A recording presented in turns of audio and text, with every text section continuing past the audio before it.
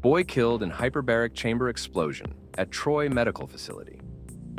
A tragic explosion at a Troy Medical Center on Friday morning claimed the life of a 5-year-old boy from Royal Oak.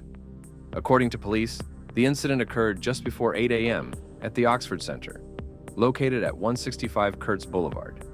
The child was found deceased inside the hyperbaric chamber, while his mother, who was present at the facility, sustained injuries. The Oxford Center specializes in therapy for children with conditions such as autism, cancer, ADHD, and autoimmune diseases. Investigators are still working to determine the cause of the explosion.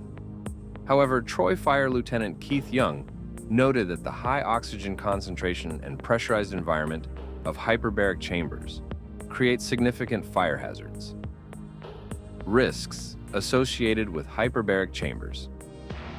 Hyperbaric oxygen therapy has been used for decades to treat decompression sickness, carbon monoxide poisoning, skin grafts, and certain infections.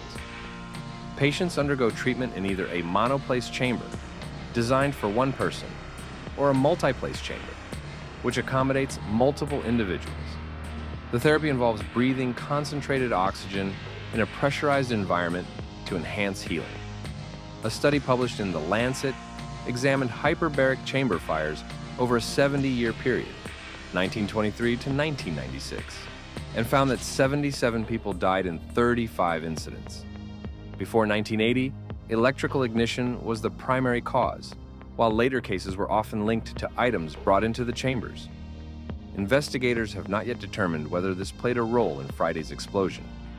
The National Fire Protection Association, NFPA, has emphasized the dangers of hyperbaric therapy, highlighting the risk of combustion and the challenges of evacuation in case of fire.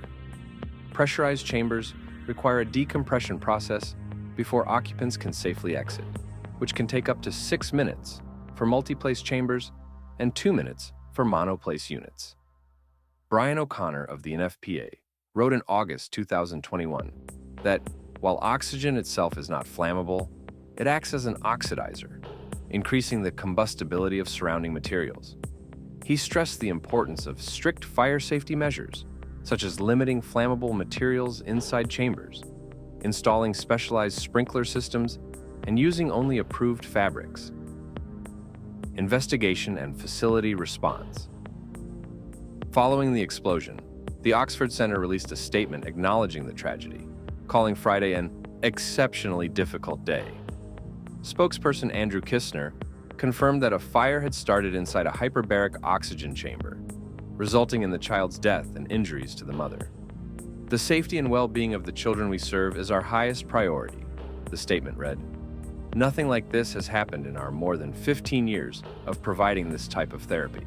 We do not know why or how this happened, and will participate in all of the investigations that now need to take place. Troy Police Lieutenant Ben Hancock described the explosion as a very sad incident and confirmed that the mother, who was standing near the chamber at the time, suffered arm injuries. Authorities stated that the state regulates hyperbaric medical chambers, and investigations into the cause are ongoing. Controversy surrounding the Oxford Center. The Oxford Center, which operates locations in Brighton and Troy, has previously faced scrutiny.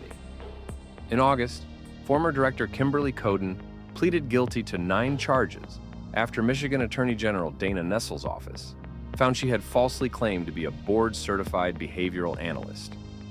Officials reported that Coden used fraudulent credentials to obtain jobs treating children with autism and attempted to intimidate a witness via text messages to prevent testimony against her. Additionally, the Oxford Center is among several alternative medical facilities that offer hyperbaric oxygen therapy for unapproved conditions, including autism spectrum disorder, cerebral palsy, sports injuries, depression, and COVID-19. The FDA has not sanctioned hyperbaric therapy for these uses, though some centers continue to promote it as a treatment option. Authorities continue to investigate the explosion, seeking to understand what led to the fatal incident.